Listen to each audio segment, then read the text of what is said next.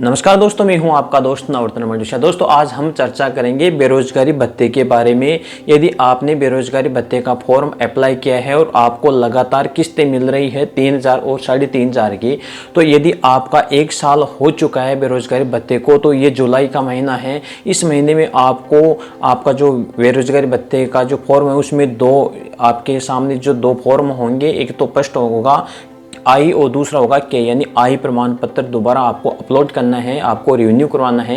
यदि आप बेरोजगारी भत्ते के लिए 1 साल के बाद में रिन्यू नहीं करवाते हैं तो आपका फॉर्म स्टॉप हो जाएगा, आपको बेरोजगारी भत्ता मिलना बंद हो जाएगा। तो आप यदि आपका जो बेरोजगारी भत्ते का जो फॉर्म है आपने अप्लाई कर दिया है, 1 साल से आप किस्तें लगातार कंटिन्यू आप उठा रहे हैं और अब 1 साल हो चुका है, तो आपके पास यदि मैसेज भी नहीं आया, ईमेल नहीं आया, मैसेज नहीं आया, तो आप आपके SSO ID पर जाकर आप डायरेक्ट उसको ओपन करके आप देख सकते हैं। उसमें डायरेक्ट सबसे पहले वो मैसेज आएगा कि आपका जो बेरोजगारी भत्ता है आप रिन्यू करवाएं। यदि आपने रिन्यू नहीं करवाया तो आपका बेरोजगारी भत्ता स्टॉप हो जाएगा।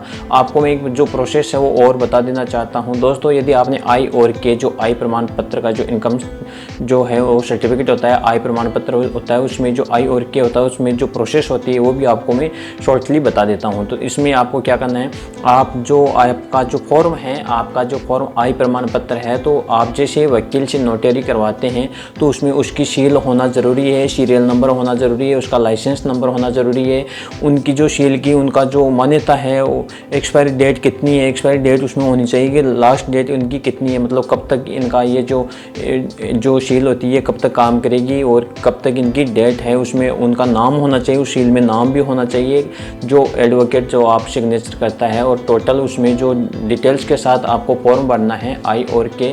यदि इसमें ये डिटेल्स नहीं है तो आपका फॉर्म रिजेक्ट हो जाएगा। तो आपका फॉर्म 1 साल से ज़्यादा हो चुका है तो आप अप्रूव के लिए आपको आई और के दोबारा रीसबमिट आपको फॉर्म करना पड़ेगा। यदि आप नहीं करेंगे तो आपका बेरोजगारी भत्ता है ऑलरेडी परमानेंटली वो क्लोज हो जाएगा, स्टॉप हो जाएगा और आपको बेरोजगारी भत्ता है वो नहीं मिलेगा। तो दोस्तों यदि बेरोजगारी भत्ते से संबंधित यदि और कोई क्वेश्चन पूछना है तो आप कमेंट करें। मैंने आपको पहले ही बता दिया है, यदि आपका 1 साल बेरोजगारी भत्ता का हो चुका है तो आपको रिन्यू के लिए आपको दोबारा फॉर्म रीसबमिट करना पड़ेगा। केवल आई प्रमाण पत्र के अलावा कोई भी फॉर्मेट आपको जमा सबमिट नहीं करना है।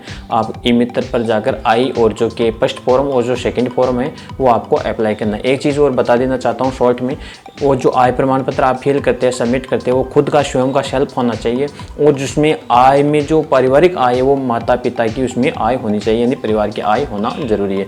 तो दोस्तों यदि आप हमारे यूट्यूब चैनल पर नए हैं तो प्लीज़ हमारे यूट्यूब चैनल को सब्सक्राइब करें, शेयर करें और बेल आइकन को प्रेस करें ताकि आने वाली नोटिफिकेशन आपके सामने सुरक्षित पहुँच सके। जय हिंद, जय भारत।